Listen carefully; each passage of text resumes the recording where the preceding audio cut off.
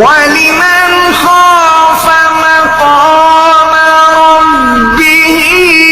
جنتان فبأي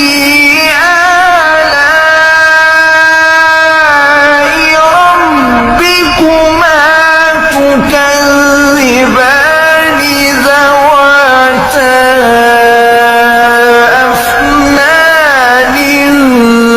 فبأي آلاء ربكما تكذبان فيهما عينان تجريان فبأي